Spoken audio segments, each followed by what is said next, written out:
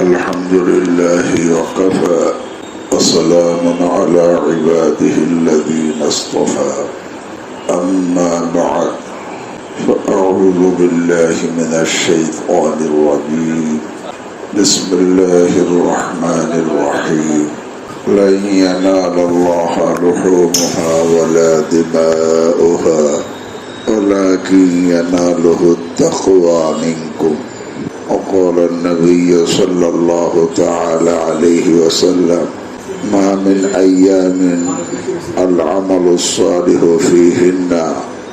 فيه أحب إليه منهم ما من أيام العمل الصالح فيه أحب إلى الله من هذه الأيام أو كما قال عليه الصلاة والسلام صدق الله مولانا العظيم وصدق رسوله النبي الكريم ونحن على ذلك من الشاهدين والشاكرين الحمد لله رب العالمين سبحانك لا علم لنا إلا ما علمتنا إنك أنت العليم الحكيم حضرت علماء کرام محترم حاضرين ইতিপূর্বে এখানে অত্যন্ত প্রয়োজনীয় জরুরি কথা আলোচনা হয়েছে।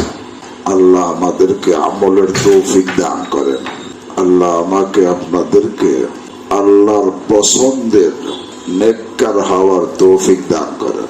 আল্লাহর পছন্দের নেককার, এই কথাটা এই জন্য বললাম, অনেক লোক বাহ্যিক ভাবে নেককার কিন্তু সে আল্লাহর পছন্দের না। বুখারী শরীফের হাদিস إن الرجل لا يعمل عمل أهل الجنة فيما يبدو للناس وإنه من أهل النار। এক ব্যক্তি বাহ্যিক ভাবে লোক দৃষ্টিতে জান্নাতীদের আমল করতেছে, সবাই মনে করতেছে সে জান্নাতি মানুষ, জান্নাতীদের আমল করতেছে, অথচ ওয়াইন্নাহু মিন আহলিন নার, অথচ লোকটা জাহান্নামী হয়ে যাবে। আল্লাহ আমাকে আপনাদেরকে হেফাজত করেন। কেন? জান্নাতীদের আমল করেও জাহান্নামী? বলে জান্নাতীদের আমল বাহ্যিক ভাবে করছে কিন্তু আল্লাহর পছন্দের হইতে পারে নাই। আল্লাহর পছন্দের হইলে সে জাহান্নামী হতো না। অনেক লোক বাহ্যিক ভাবে নেক আমল করতেছে, সবাই তাকে নেককার মনে করতেছে। হুজুর বললেন বাহ্যিক ভাবে নেক আমল করতেছে কিন্তু উপার্জনটা তার হালাল না। এই লোকটাকে আল্লাহর পছন্দের? বাহ্যিক ভাবে শেষা কাওয়াবিন, চাষ, তাহাজ্জুদ, হজ, উমরা, দান খয়রাত সব করতেছে, খালি উপার্জনটা হালাল না। এই লোকটা আল্লাহর পছন্দের না। পছন্দের যদি হইতেন তাহলে আল্লাহ হাবিব এটা বলতেন না, লা ইয়ারগু লাহমুন নাবাতা মিন সুহতিন ইল্লা কানাতিন নারু আওলা বিহি। যে গোশত হারাম দ্বারা বর্ধিত হয়, পুরুষ হোক মহিলা হোক, জারি হারাম দ্বারা যেই গোশত বর্ধিত হবে, বাড়বে, তার জন্য জাহান্নামের আগুন উত্তম হবে। নাউযুবিল্লাহি মিন যালিক। জাহান্নামের আগুন উত্তম হবে, তো বোঝা গেল সে আল্লাহর পছন্দের না।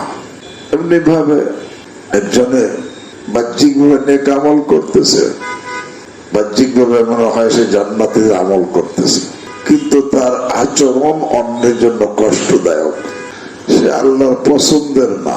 এই জন্যই তো যার আচরণ অন্যের জন্য কষ্টদায়ক, আল্লাহর হাবিব সাল্লাল্লাহু আলাইহি ওয়াসাল্লাম তো 3 বার কসম খেয়ে বললেন, আল্লাহু লা ইউমিনু, আল্লাহু লা ইউমিনু, আল্লাহু লা ইউমিনু। খোদার কসম সে ঈমানদার না। 3 বার কসম খেয়ে বলছে। সাহাবায়ে কেরাম রিদওয়ানুল্লাহি তাআলা আলাইহিম আজমাইন জিজ্ঞেস করলেন, ইয়া রাসূলুল্লাহ, কে? তখন আল্লাহর হাবিব সাল্লাল্লাহু আলাইহি ওয়াসাল্লাম বললেন, মান লা ইয়ামানু জারুহু বাওয়াইকা। যার প্রতিবেশী তার অনিষ্ট থেকে নিরাপদে না।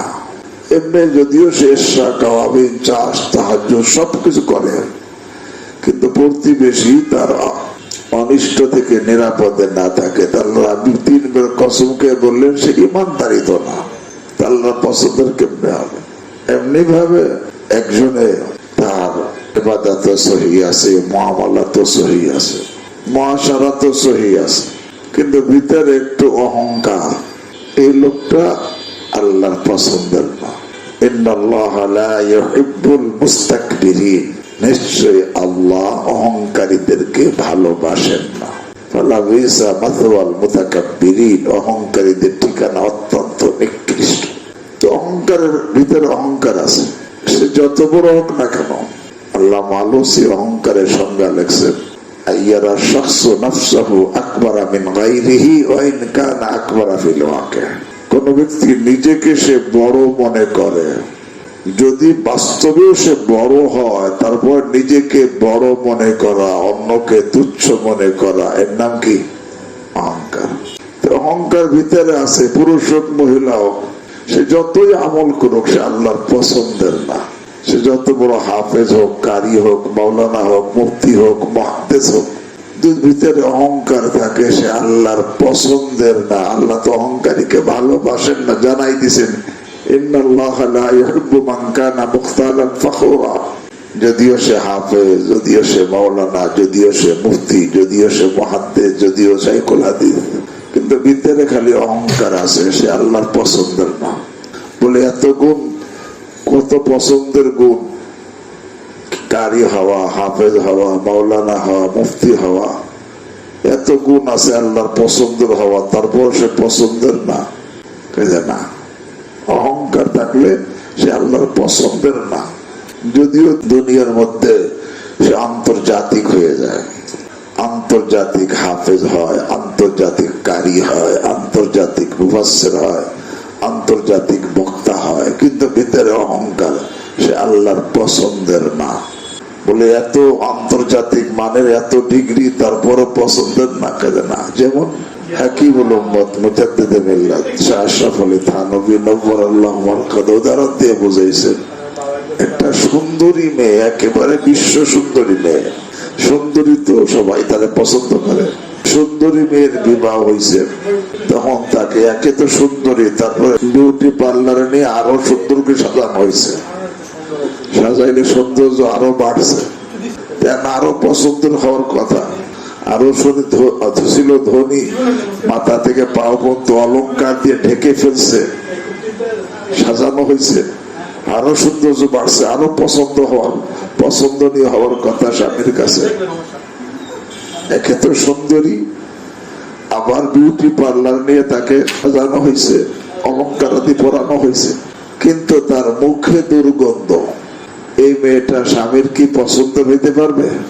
যত সুন্দরী হোক না কেন, যত বিউটি পার্লার সাজানো হোক না কেন, তাকে অলংকার পরানো হোক না কেন, মুখে যখন চরম দুর্গন্ধ, সে স্বামীর পছন্দের হতে পারে না।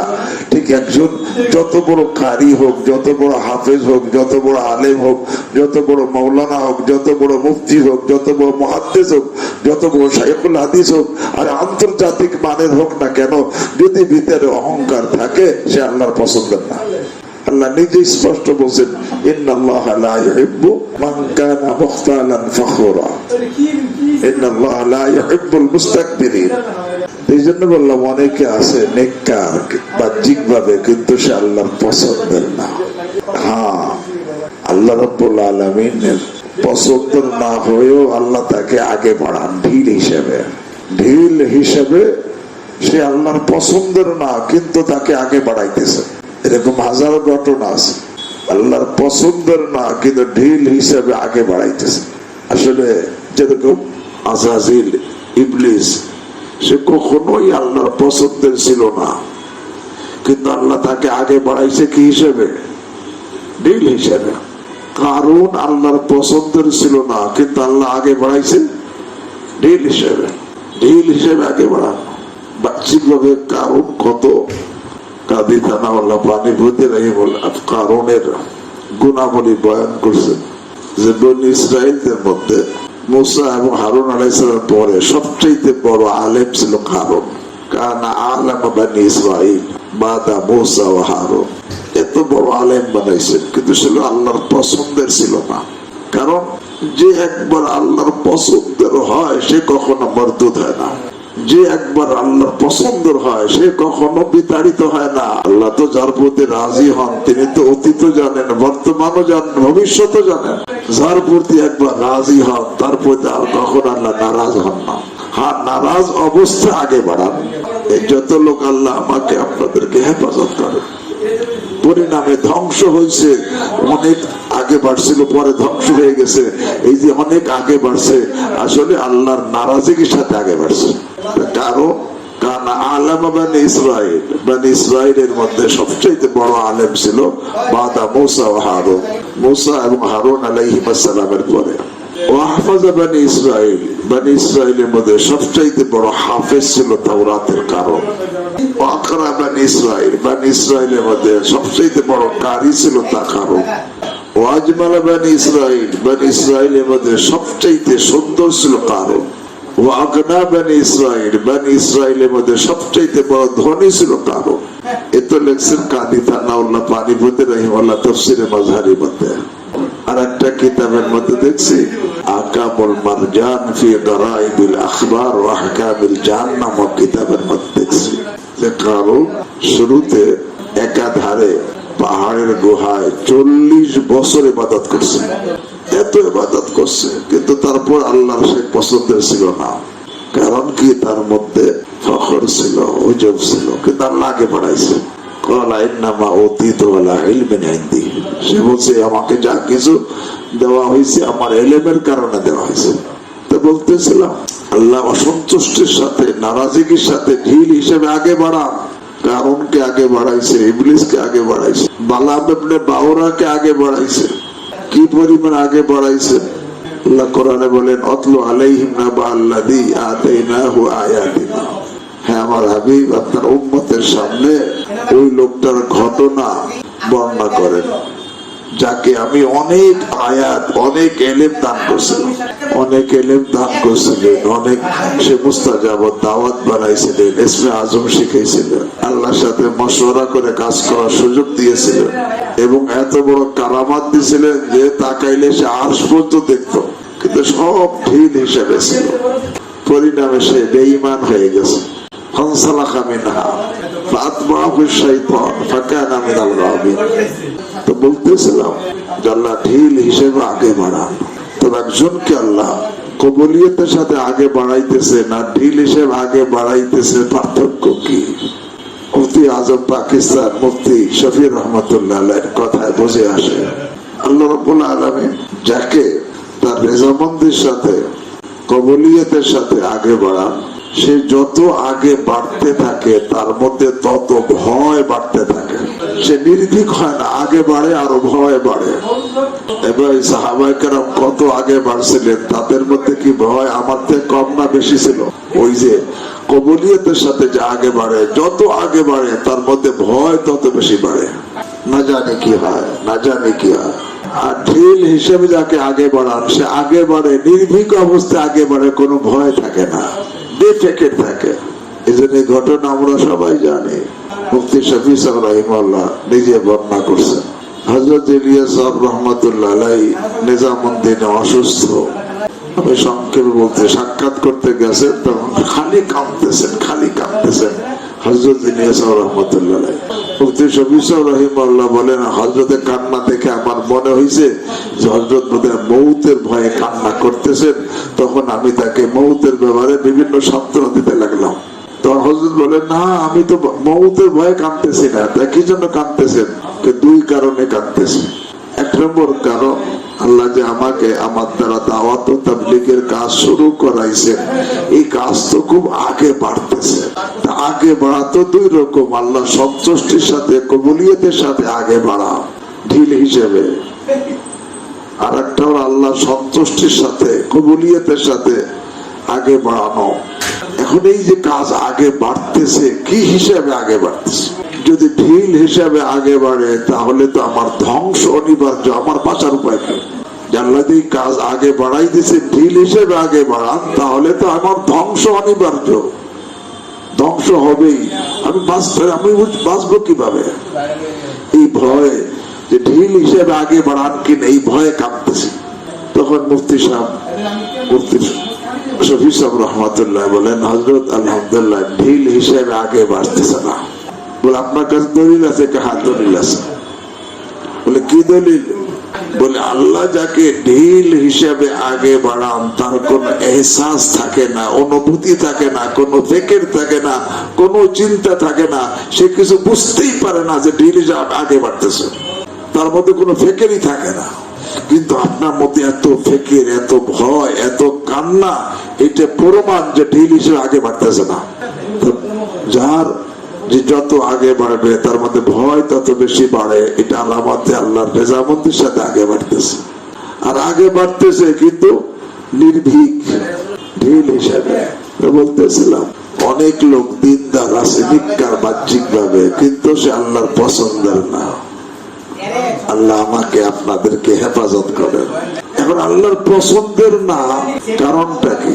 আসলে তো আল্লাহর পছন্দের হওয়ার নিয়ত করতে হয়। ফল খাইতে হলে আগে বীজ লাগাইতে হয়, গাছ, তখন বীজ থেকে গাছ হয়, গাছে ফল ধরে। নিয়ত হলো বীজ, ইন্নামাল আমালু, নিয়ত হলো বীজ।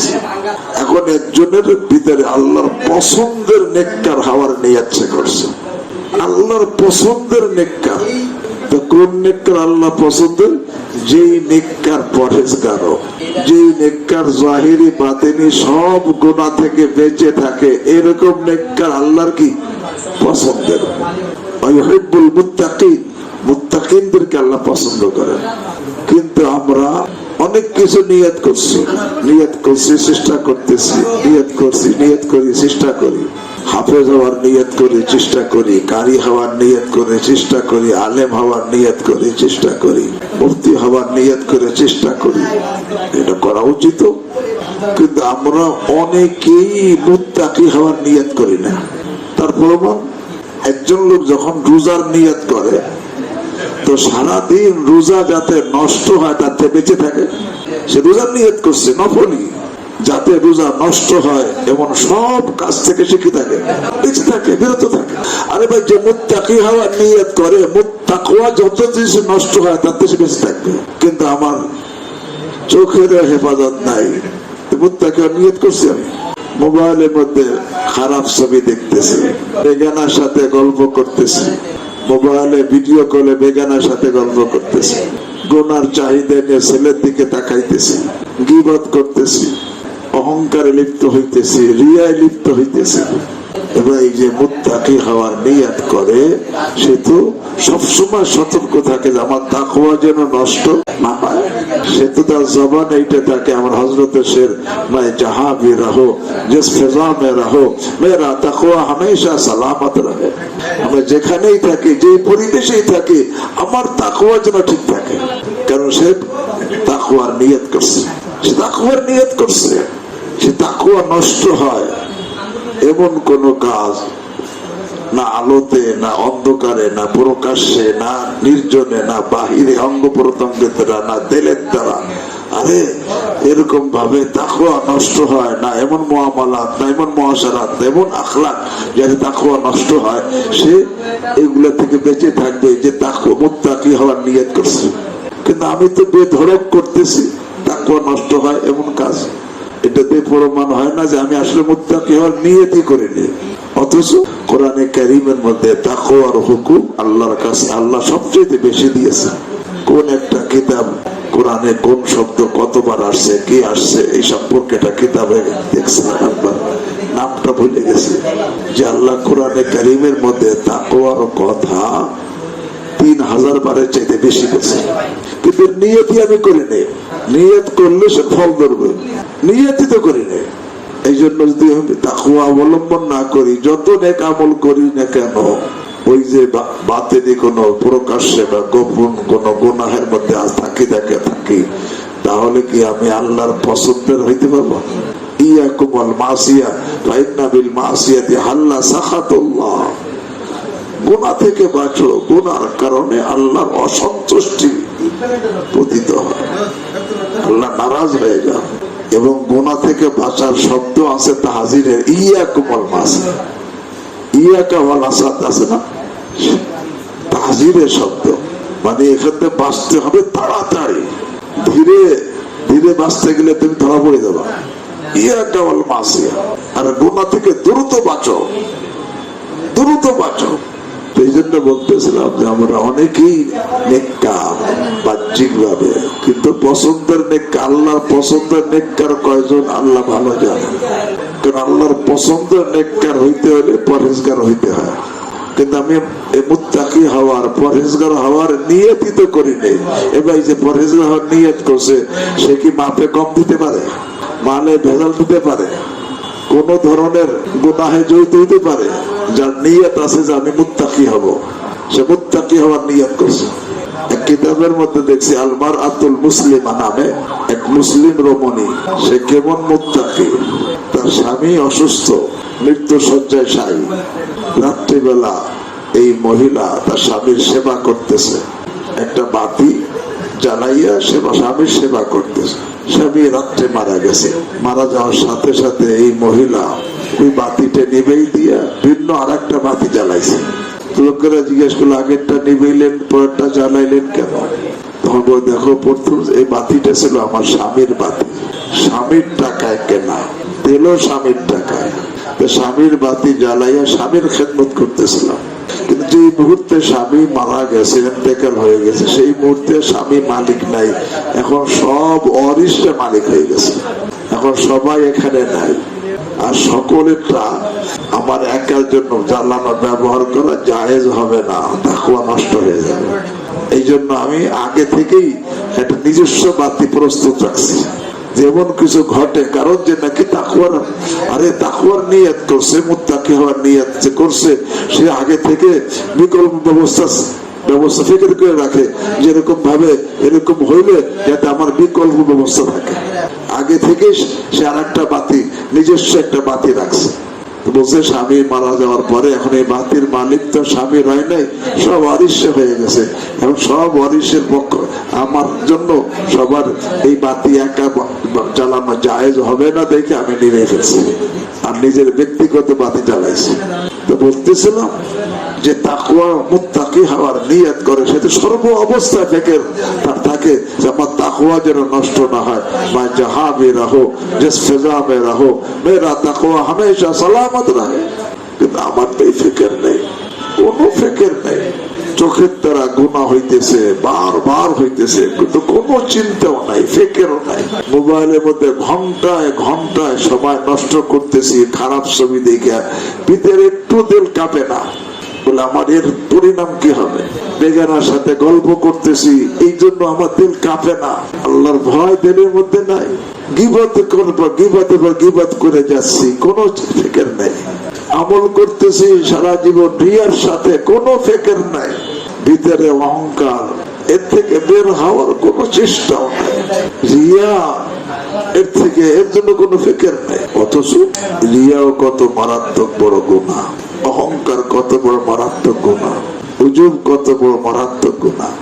আমরা কিছু গুনাহ থেকে তওবা তো করি, নাউজুবিল্লাহ, অবৈধ কাজ হয়ে গেছে তার থেকে তওবা করি, কিন্তু অহংকার যে চলতেছে, অহংকার থেকে তওবা করি না। রিয়ার সাথে আমল হইতেছে, এর থেকে তওবা করি না। উজুবের সাথে চলতেছে খুদ পছন্দি, এর থেকে তওবা করি না। এই পর্যন্ত কখনো কুদৃষ্টি হয়ে গেছে তওবা করি, অন্যান্য গুনাহের তওবা করি, কিন্তু আল্লাহ আমার দ্বারা অহংকার প্রকাশ পাইছে, এর থেকে তওবা করি, কখন করি? কয়জনে করি?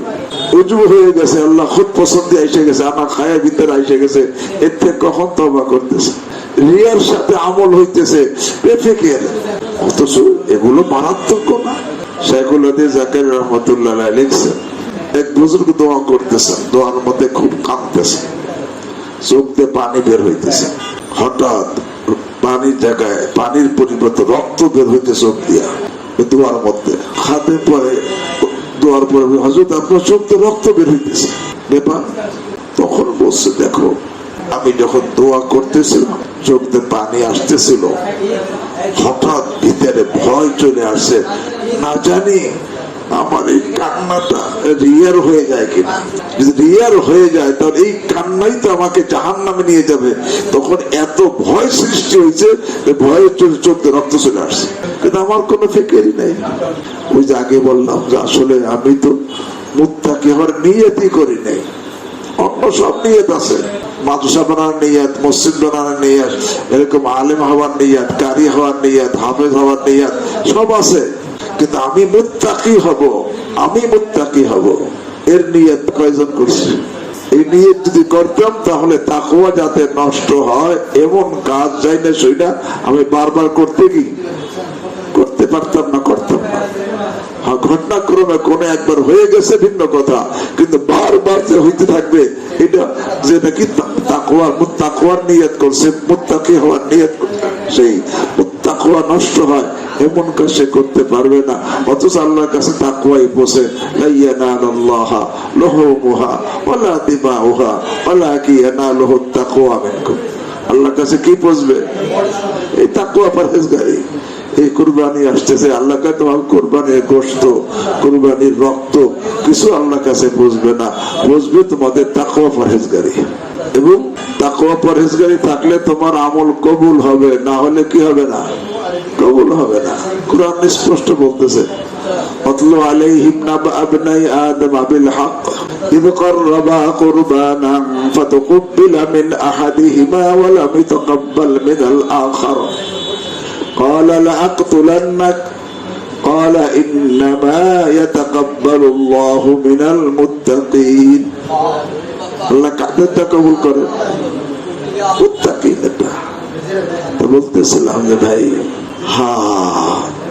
জীবনের সময় তো পার হয়ে গেছে, যে কয়দিন হায়াত তার থেকে প্রত্যেকের হায়াত কমে গেছে না? যার বয়স 20 বছর হয়েছে তার হায়াত থেকে 20 বছর মাইনাস, যার 25 বছর হয়েছে তার হায়াত থেকে 25 বছর কমে গেছে, যার 30 বছর হয়েছে তার হায়াত থেকে 30 বছর চলে গেছে, যার 40 বছর হয়েছে তার হায়াত থেকে কি 40 বছর কেটে গেছে। আছে কয়দিন আল্লাহ ভালো জানে। যার 50 বছর কেটে গেছে তার হায়াত থেকে 50 বছর চলে গেছে, যার 60 বছর হয়ে গেছে 60 বছর কেটে গেছে। এখন আর কয়দিন আছে? এখন যে কয়দিন হায়াত আছে আল্লাহ আমাদেরকে অতীতকে মাফ করে দেন। এখন থেকে মুত্তাকি হওয়ার পাক্কা নিয়ত কে করতে পারি? আল্লাহ আমাকে আপনাদের সকলকে তৌফিক দান করুন। এবার যে নিয়ত করে যে জিনিসে সেইটাকে ঠিক রাখার জন্য আপ্রাণ চেষ্টা করে এবং ওইটা নষ্ট হয়, এতে বেঁচে থাকে। যে মুত্তাকি হওয়ার নিয়ত করছে সে কিন্তু সর্বদা সতর্ক থাকবে আমার তাকওয়া যেন নষ্ট না হয়। আমার প্রিয় মুর্শিদ আরেফ বিল্লাহ শেখ হাকিম মোহাম্মদ আখতার নব্বরুল্লাহ বরকত বলেন, দেখো যখন হরিণের নাভিতে পেটে মৃগ নাভি জন্ম নেয়, আল্লাহ হরিণ রাত্রে ঘুমায় না। কেন? জানি যাতে কোন শিকারী তার এই মৃগ নাভিকে শিকার করে না নিয়ে যায়। হযরত বলেন, একটা হরিণ তার মৃগ নাভির হেফাজতের জন্য আর এরকম সতর্ক থাকে, কিন্তু আজকে আমি আপনি আমার তাকওয়া হেফাজতের জন্য কোনো ফিকির নাই, বরং তাকওয়া নষ্ট হয় যার দ্বারা। হুজুর বললেন আমরা জানি, তারপর সেগুলো জড়িত। জানি না তো পরে যেটা জানা আছে এটা তাকওয়া নষ্ট হবে। প্রত্যেকটা গুনাহ দ্বারা তাকওয়া নষ্ট হয়। আমার জানা আছে, এই জানা শোনা গুনার মধ্যে আমি একেবারে বেধড়ক বিনা দ্বিধায় এর মধ্যে লিপ্ত হইতেছি। এখন থেকে মুত্তাকি হওয়ার নিয়ত কে করতে পারি? আল্লাহ আমাকে আপনাদের সকলকে তৌফিক দান করেন। নিয়ত করতে হবে পাক্কা নিয়ত, আংশিক না। রোজার মতো যে রোজা রাখার নিয়ত করে, বলেন সারাদিন রোজা ভাঙবে এমন কোন কাজে সে জড়িত হয়? নফল রোজার নিয়ত করছে, তার সামনে যত মজাদার খাবার আসুক, যত মজাদার মিষ্টি আসুক, যত গরম লাগতেছে, যত ঠান্ডা পানি আসুক, কিন্তু সে আরে কাজে আমি রোজার নিয়ত করছি, আমি রোজার নিয়ত করছি। সে রোজার নিয়ত করছে, এখন রোজা নষ্ট হয় এমন কিছু সে করে না। কিন্তু আমি যদি এরকম আমি মুত্তাকি হওয়ার নিয়ত করি, তাহলে যদি আমার নিয়ত বাস্তবিক নিয়ত হয়, তো সর্বদা আমার সতর্ক থাকতে হবে যে কোন তাকওয়া নষ্ট হয় এমন কোন কিছু জাহিরি বাতিনি আমার দ্বারা যেন না হয়। আল্লাহ আমাকে আপনাদের সকলকে তৌফিক দান করেন। ইন্নামাল ইবরাতু বিল খাওয়াতিম, আল্লাহর কাছে শেষের বক্তব্য। আগে যা ছিল, এখন শেষে যদি মুত্তাকি হয়ে যেতে পারি, ইনশাআল্লাহ আল্লাহ রাব্বুল আলামিন তার মাহবুবদের সাথে উঠাবেন। কারণ সমস্ত মুত্তাকিরা তো আল্লাহর ওলি, আল্লাহর মাহবুব। ইন্নাল্লাহা ইউহিব্বুল মুত্তাকিন। এই জন্য এখন থেকে পাক্কা নিয়ত। এই জন্য তাকওয়া নষ্ট হয় একে তো যে সমস্ত আদেশ আল্লাহ করেছেন যেগুলো আবশ্যকীয়, এই কোন আদেশ লঙ্ঘন করলেও তাকওয়া কি হয়? নষ্ট হয়। আর যেগুলো নিষেধ, গুনাহের কাজ, সে গুনাহ করলেও কি হয়? তাকওয়া নষ্ট হয়। এই জন্য তাকওয়ার ব্যাখ্যা হাফেজ ইমাদুদ্দিন ইবনে কাসির রাহিমাহুল্লাহ এইভাবে বলছেন যে ইত্তাকুল্লাহ মানে আল্লাহকে ভয় করো। কিভাবে? বিমতিসালিল আওয়ামিরি ওয়াজতিনাবিন নাওয়াহি। বিমতিসালিল আওয়ামিরি ওয়াজতিনাবিন নাওয়াহি। আল্লাহর প্রত্যেকটা আদেশ, ইমানিয়াতের আদেশ, ইবাদতের আদেশ, মুআমালাতের আদেশ, আখলাকিয়াতের আদেশ, মুআশারাতের আদেশ, প্রত্যেকটা আদেশ পালনের মাধ্যমে এবং ওয়াজতিনাবিন নাওয়াহি, প্রত্যেকটা নিষেধ বর্জনের মাধ্যমে আল্লাহকে ভয় করার নাম কি? তাকওয়া। আল্লাহ আমাকে আপনাদেরকে তৌফিক দান করে। সামনে বিশেষ করে জিলহজ মাসের প্রথম দশক আসতেছে। যেই দশকের গুরুত্ব বোঝানোর জন্য আল্লাহ এই দশকের বিভিন্ন সময়ের কসম খাইছে। ওয়াল ফাজরি ওয়া লায়ালিন আশর ওয়াশ শাফঈ ওয়াল ওয়াতর ওয়াল লাইলি ইযা ইয়াসর। ওয়াল ফাজরি, জিলহজ মাসের 10 তারিখের ফজরের কসম। জিলহজ মাসের ফজরের কসম। আল্লাহ যেই জিনিসের কসম খায় সেটা গুরুত্বহীন না গুরুত্বপূর্ণ? আরে অনেক গুরুত্বপূর্ণ। ওয়াল ফাজরি, জিলহজ মাসের 10 তারিখের ফজরের কসম। ওয়া লায়ালিন আশর, জিলহজ মাসের প্রথম দশকের কসম। ওয়াশ শাফঈ ওয়াল ওয়াতর, এই জিলহজ মাসের প্রথম দশকের জোড় আর বেজোড় দিনের কসম। বেজোড়, জোড়ের দিন হলো 10 তারিখ, বেজোড় হলো 9 তারিখ। এই 10 তারিখ 9 তারিখের কসম। ওয়াশ শাফঈ ওয়াল ওয়াতর, জোড় 10 তারিখ, বেজোড় 9 তারিখের কসম। ওয়াল লাইলি ইযা ইয়াসরি, আরে রাতের কসম, যখন রাত চলে যায়, মুজদালিফার রাত 9 তারিখ দিবাগত রাতের কসম। আল্লাহ রাব্বুল আলামিন এই সময়ের, এই প্রথম দশকের বিভিন্ন সময়ের কিভাবে কসম খাইছেন, এই সময়ের গুরুত্ব বোঝানোর জন্য। এই জন্য হাদিস, বুখারী শরীফ হাদিস পড়ছি, আল্লাহর হাবিব সাল্লাল্লাহু আলাইহি ওয়াসাল্লাম ইরশাদ করেন, মা মিন আইয়ামিন আল আমালুস সালিহু আহাব্বু ইলাল্লাহি ফীহিন্না মিন হাযিহিল আইয়াম। এই জিলহজ মাসের প্রথম দশকের মধ্যে আমলে সালেহ, নেক আমল যত আল্লাহর কাছে প্রিয়, অন্য কোন দিনের নেক আমল এত আল্লাহর কাছে প্রিয় না। মা মিন আইয়ামিন আল আমালুস সালিহু আহাব্বু ইলাল্লাহি ফীহিন্না মিন হাযিহিল আইয়াম। সাহাবায়ে কেরাম জিজ্ঞাসা করলেন, আল জিহাদু ফী সাবিলিল্লাহ, ইয়া রাসূলুল্লাহ, আল্লাহর রাস্তার জিহাদও কি এই 10 দিনের নেক আমলের চাইতে প্রিয় না? আল্লাহর হাবিব সাল্লাল্লাহু আলাইহি ওয়াসাল্লাম বলেন, আল জিহাদু ফী সাবিলিল্লাহ ইল্লা রাজুলুন খারাজা বিনাফসিহি ওয়া মালিহি। হ্যাঁ, যদি একটা সুন্নাত, এটা ভিন্ন, যে কোনো ব্যক্তি তার জান মাল নিয়ে সে আল্লাহর রাস্তায় জিহাদে বের হয়ে গেছে, আর সে মাল নিয়েও ফিরে আসে নাই, জান নিয়েও ফিরে আসে নাই, তার মালও চলে গেছে, জানও চলে গেছে, তার আমল ভিন্ন। এছাড়া আল্লাহ রাস্তার জিহাদের আমলও এই 10 দিনের আমলের মতো আল্লাহর কাছে কিনা প্রিয় না। এই 10 দিনের নেক আমল আল্লাহর কাছে প্রিয়, অর্থ এই 10 দিনের যে নেক আমল করবে সে আল্লাহর কাছে প্রিয় হয়ে যাবে। আমল প্রিয় হওয়ার অর্থ কি? যে এই নেক আমল গুলো করবে সে আল্লাহর কাছে আল্লাহর মাহবুব হয়ে যাবে। আমল সালেহ, এই 10 দিনে কি নেক আমল? নেক আমল কাকে বলে? ইমাম নাওয়াবী রাহিমাহুল্লাহ নেক আমলের সংজ্ঞা বয়ান করছেন, হুয়াল কিয়ামু বিহুকুকিল্লাহ ওয়া হুকুকিল ইবাদ। নেক আমল কাকে বলে? আল্লাহ রাব্বুল আলামিনের সমস্ত হক আদায় করা আর বান্দাদের সমস্ত হক আদায় করা। এই 2 হুকুকুল্লাহ আর হুকুকুল ইবাদ আদায় করলে সে নেক আমল, সে নেক কাজ পূর্ণ হইল। আল্লাহর হক আদায় করছে, বান্দার হক আদায় করে না, বাপ মার হক আদায় করে না, স্ত্রীর হক আদায় করে না, সন্তানের হক আদায় করে না, ভাই বোনের হক আদায় করে না, আত্মীয় স্বজনের হক আদায় করে না, প্রতিবেশীর হক আদায় করে না, কর্মচারীর হক আদায় করে না, ছাত্রের হক আদায় করে না, সে কিন্তু আল্লাহর কাছে কিনা নেককার। নেককার হইতে হলে যেরকম ভাবে হুকুকুল্লাহ আদায়ের পাবন্দি করতে হবে, হুকুকুল ইবাদত আদায়ের কি পাবন্দি করতে হবে। অনেকে কিন্তু বান্দার হক আদায়ের ব্যাপারে গাফেল, অথচ আল্লাহর রহমত বান্দার দিকে টেনে আনে হুকুকুল ইবাদ কি আদায়গি। আল্লামা তাকি উসমানী সাহেব দামাত বারাকাতুহু বলেন যে হুকুকুল ইবাদ কি আদায়গি জালেবে রহমত ইলাহি হ্যায়। আল্লাহর বান্দার হক আদায় করা, বান্দা আল্লাহর রহমতকে টেনে নিয়ে আসে। কিন্তু বান্দার হক আদায়ের ব্যাপারে আমরা কিন্তু অনেক গাফেল। হুজুর যে মুআমালাত সহি করা, মুআশারাত সহি করা, এর মধ্যে বান্দার হক নষ্ট হয়ে যায়।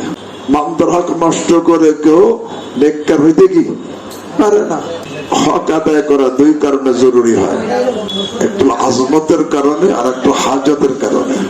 আল্লাহর হক আদায় করা জরুরি আল্লাহর আজমতের কারণে, বান্দার হক আদায় করা জরুরি বান্দার হাজতের কারণে। বান্দা টিকা না করলে বান্দার ক্ষতি হয়, কষ্ট হয়। এই জন্য দনু হক আদায় করে বান্দা আল্লাহর হক আদায় করা জরুরি তার আজমতের কারণে। আল্লাহ তো ঠেকা না, কিন্তু আজমতের কেন হক আদায় করা জরুরি। আর বান্দার হক আদায় করা জরুরি কেন? হাজতের কারণ, ঠেকার কারণে। হ্যাঁ, যদি কখনো এমন হয় হুকুকুল্লাহ আর হুকুকুল ইবাদের মধ্যে তাআরুজ হয়ে যায়, অর্থাৎ এমন অবস্থার সম্মুখীন হয়েছে যে দুইটা একসঙ্গে আদায় করা যাচ্ছে না, একটা আদায় করলে আর একটা ছাড়তে হয়। যেখানে তাআরুজ নাই সেখানে তো উভয়টা আদায় করতে হবে, সেখানে তো কোনো কথাই নেই।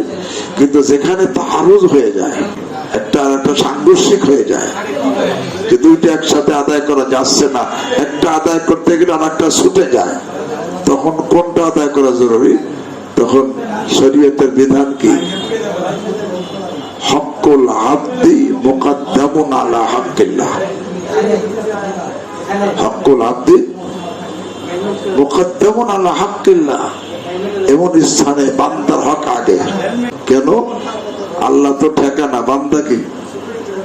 এখন বান্দার হক আদায় না করলে বান্দার ক্ষতি হয়, কষ্ট হয়। আল্লাহর হক আদায় না করলে আল্লাহর তো কোনো ক্ষতি হয় না, কষ্ট হয় না। আল্লাহর পক্ষ থেকে ছাড়, এই সময় চলো আমার হক আদায় করা লাগবে না, বান্দার হক আদায় করো। হক্কুল আবদি মুকদ্দামুন আলা হাক্কিল্লাহ বলে এখানে বান্দা ঠেকা হওয়ার কারণে মুকদ্দাম। দ্বিতীয়, এই অবস্থায় বান্দার হক আদায় করার হুকুম দিয়েছেন কে? আল্লাহ। যারা আমারটা করা লাগবে, বান্দারটা করো। এই জন্য বলতেছিলাম এটা দ্বীনের একটা অবিচ্ছেদ্য অংশ, বান্দার হক আদায় করা, হুকুকুল ইবাদের আদায়। কিন্তু এই ব্যাপারে আমাদের মধ্যে গাফলাতি। হুজুর বললেন না যে আমরা একটা হিসাব করি, কয়জন আছে যে তার বোনের অংশকে, ফুফুর অংশকে হিসাব করে, সঠিকভাবে হিসাব করে তাকে যেই সময় পিতা মারা গেছে সেই সময় তার হাতে হস্তান্তর করছে? কয়জন আছে? কেউ আছে পিতা মারা গেছে তার 20 বছর পরে বোনের নামের নাম দিয়ে দিছি, 20 বছর পর করে বোনের নাম দিয়ে দিয়েছে, তার জমির মধ্যে তার নাম দিয়ে দিয়েছে। ভোগ করে কে? দেখা আমি। তার নাম দিলে যে ভোগ করা হয়, তাহলে তোমার নাম আছে, বোন ভোগ করুক, তুমি বোনকে দিয়ে দাও, রাজি হবে? কই রাজি হবে না। নাম দিলে মনে করে তার হক আদায় করা হইল। এটা কি সঠিক আদায় করা হয়েছে? অনেকে আছে ভাগ করে দিছে, জমি দিছে, কিন্তু সাথে সাথে দেয় নাই, অনেক বছর পরে দিছে। এত বছর খাইলাম, কার হক নষ্ট করলাম?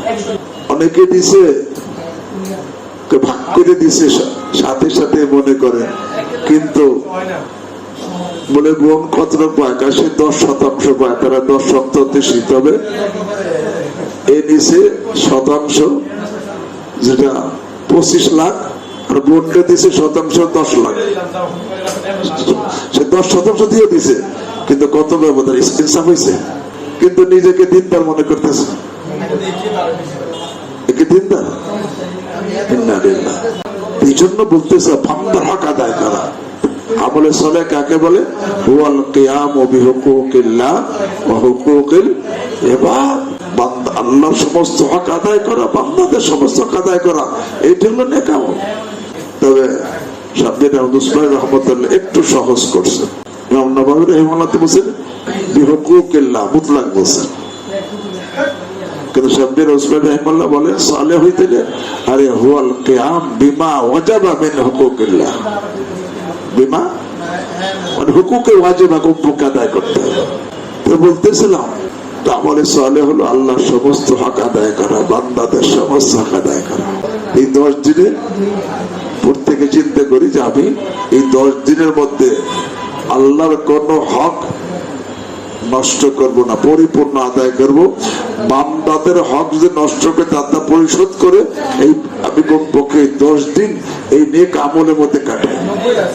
সেই 10 দিনে যে আমি যে পরিপূর্ণ নেক আমল, যে আল্লাহর সমস্ত হক আদায় করি, বান্দার সমস্ত হক আদায় করতে পারি, এই ফিকির করা। আল্লাহর হক, তার আদেশগুলো পালন করা, নিষেধ বর্জন করা।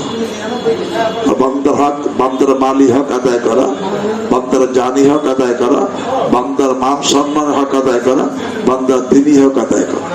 এই 10 দিনের নেক আমল আল্লাহর কাছে বড় প্রিয়। আরো এটা বললাম আমাদের দেশের জন্য, আরো যারা নাকি হজে গেছে তাদের তো ভিন্ন আমল। আমাদের এই 10 দিনের মধ্যে বান্দার সমস্ত হক আদায় করা, আল্লাহর সমস্ত হক আদায় করা। ঈদের নামাজ আছে, কোরবানি আছে। হ্যাঁ, এই 10 দিনের আমল আল্লাহর কাছে খুব বেশি প্রিয়। যেইভাবে আমল করলে আল্লাহর কাছে সবচেয়ে বেশি প্রিয় হয়, এবং আমিও সেই প্রিয় বান্দাদের দলভুক্ত হতে পারি, সেইভাবে আল্লাহ আমাকে আপনাদের সকলকে আমলের তৌফিক দান করেন। বাস আল্লাহ আমাদের এখন থেকে পরিপূর্ণ মুত্তাকি পরহেজগার হওয়ার নিয়ত করে চেষ্টার তৌফিক দান করেন। অতীত থেকে আল্লাহ তাওবার তৌফিক দান করেন।